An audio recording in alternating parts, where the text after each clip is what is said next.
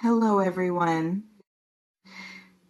There are wounds that run deeper than the skin, wounds that live in the spaces where trust used to be. Someone lied to you, not a small lie, not a white lie, a lie that changed the shape of your reality, a lie that made you question everything you thought you knew, a lie that betrayed not just the facts but the foundation.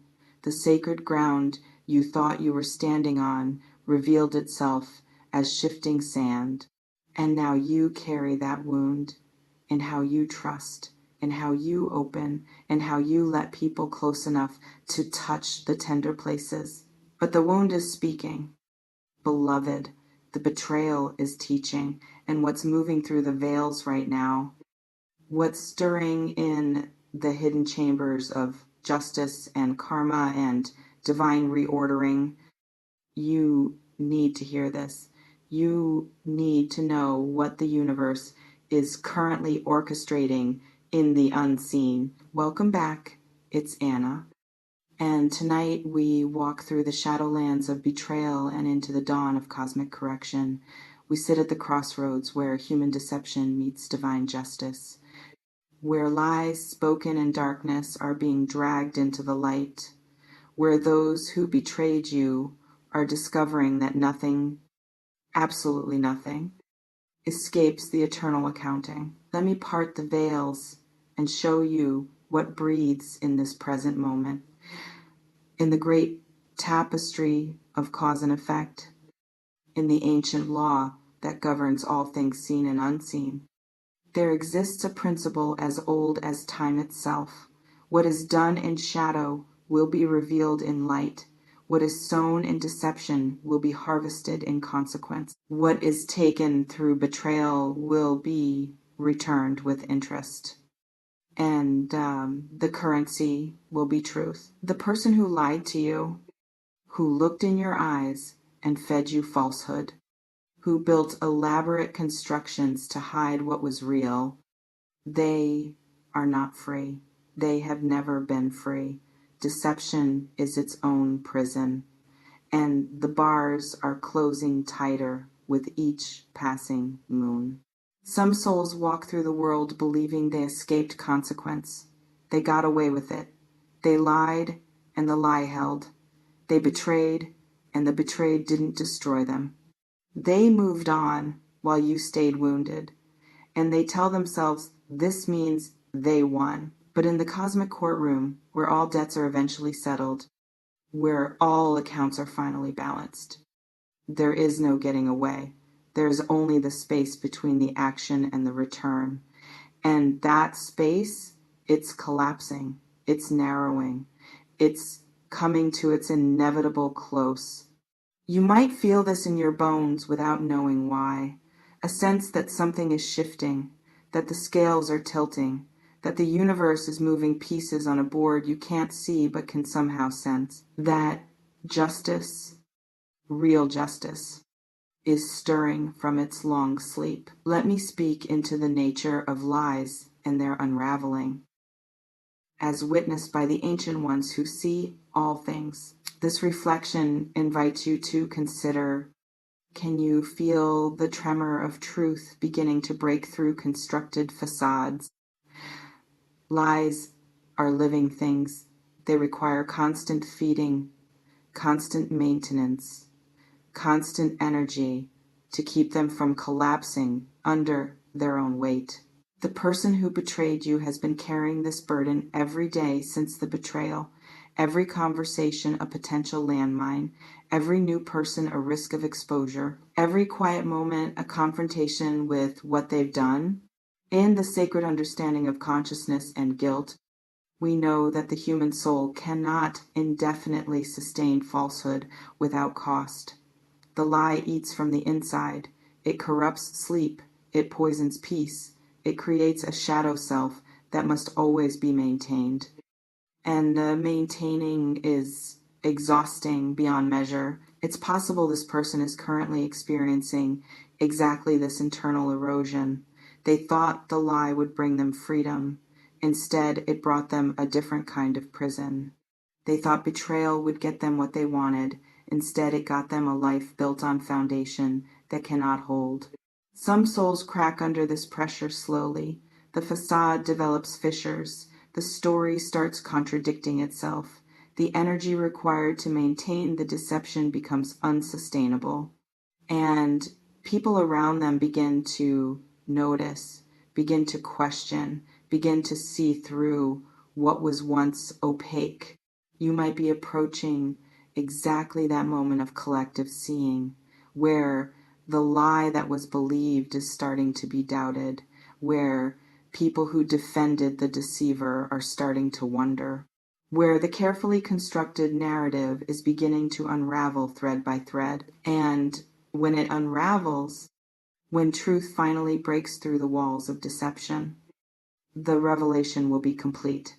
Not partial, not gentle, complete, devastating.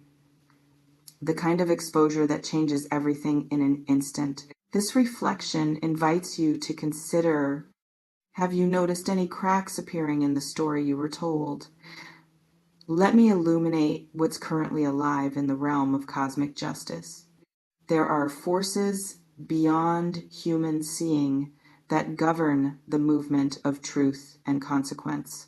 Call them karma, call them divine order, call them the natural law of balance.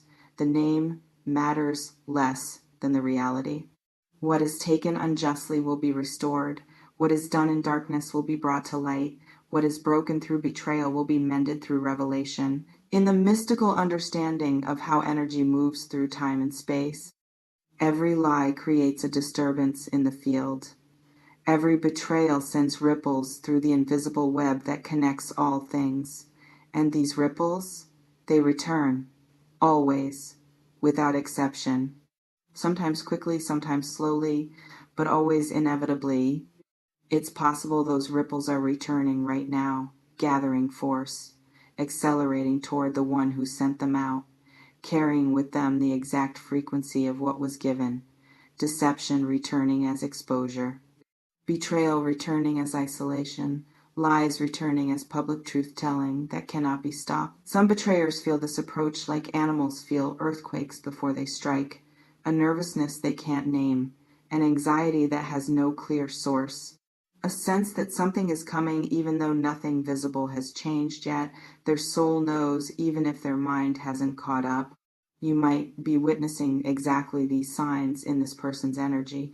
A desperation that wasn't there before, a need to control narrative that feels urgent, a reaching out or pulling away that seems motivated by fear they're not naming. These are the signs that the return is near, that accounting is approaching, that the cosmic scales are about to balance. This reflection invites you to consider, has the person who betrayed you seemed more agitated or unstable lately? Let me speak to what you are meant to understand in this sacred moment. Your betrayal was never random. It was initiation. Not the kind you would choose, but initiation nonetheless. It broke you open to see what was always true but hidden. It forced you to develop discernment you didn't have before. It taught you to trust your intuition when everyone else calls it paranoia. In the alchemical process of transformation through devastation, we are given experiences that feel like punishment but are actually preparation. We are broken in the exact places we need to be broken so we can be rebuilt stronger, truer, more aligned with our deepest knowing. It's possible your betrayal was exactly this kind of sacred breaking. What felt like the worst thing that could happen was actually the thing that had to happen for you to become who you're becoming. The lie revealed to you what truth looks like. The deception taught you what integrity means. The betrayal showed you your own capacity to survive what you thought would destroy you. Some souls spend their lives grateful for the people who love them well. But there's a different kind of gratitude, harder won and more profound, for the people who betrayed us, and in doing so revealed our own unbreakable core, who shattered our illusions and forced us to build on something more real, who hurt us into wisdom we could not have accessed through comfort. You might be approaching exactly that kind of gratitude. Not gratitude that it happened, but gratitude for who you became because it happened, for the discernment, for the strength, for the knowing that you can be lied to and still know truth, can be betrayed and still trust yourself. This reflection invites you to consider, who have you become through surviving this betrayal? Let me part the veils further and reveal what's moving in the hidden realms. There is a reckoning approaching, not the kind you orchestrate through revenge, not the kind you force through confrontation, but the kind that emerges naturally when the universe decides it's time. When the period of grace for the deceiver comes to its natural end, when mercy steps aside and justice takes its rightful place. In the ancient texts of every wisdom tradition, there are stories of this pattern. The deceiver prospers for a season, the liar seems to win, the betrayer appears to escape consequence, and then, always, the turning. The moment when everything they built on falsehood collapses, when reputation crumbles, when allies become accusers, when the truth they buried rises from the grave and speaks with a voice that cannot be silenced. It's possible you're living in the moment right before exactly that kind of turning, where everything looks stable on the surface, but underground, in the hidden places, the foundation is cracking. Where the facade still holds, but the supports are giving way, where it looks like they got away with it, but actually they're standing on the edge of exposure and don't even know it yet. Some people will witness this reversal with their physical eyes, will see the moment when lies are revealed, when truth breaks through. When the person who betrayed you faces consequence they can no longer avoid or explain away, will watch as justice manifests in the material realm. Others will know it happened without seeing it directly, will feel the shift energetically, will sense that the scales have balanced even if they don't know the specific how, will experience a release of the burden they've been carrying as the universe finally settles the account. You might be approaching either of these experiences, or both. Time will tell. But the movement is already in motion. The wheels are already turning. The reckoning is already approaching, whether visible or invisible. This reflection invites you to consider, can you feel something shifting in the energy around this situation? Let me speak now to what you must not do as this unfolds. There's a temptation when we sense justice approaching to help it along, to force the exposure ourselves, to orchestrate the consequences, to make sure everyone knows what was done to us, to ensure the betrayer doesn't escape what they deserve. In the deep wisdom of allowing divine timing, we must resist this temptation with every fiber of our being, because when we take justice into our own hands, we interfere with cosmic justice that would have been more complete, more perfect, more devastating, and more healing than anything we could orchestrate. It's possible you're feeling exactly this pull right now, to tell everyone, to expose publicly, to make sure this person pays. And that desire is human, understandable, even justified. But acting on it, that's where you give away your power. That's where you lower yourself to the level of the betrayer. That's where you stop the universe from doing what only the universe can do. Some souls learn this lesson through making the mistake. They seek revenge and it backfires.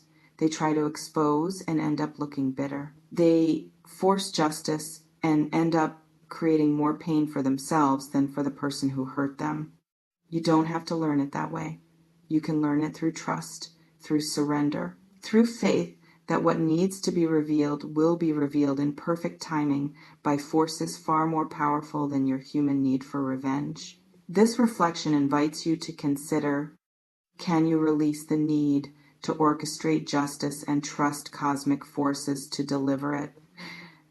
Let me illuminate what your role actually is in this sacred drama. You are not the punisher. You are not the judge. You are not the executioner of justice. Your role is different, more dignified, more powerful. You are the witness. You are the one who knows what's true even when others believe the lie.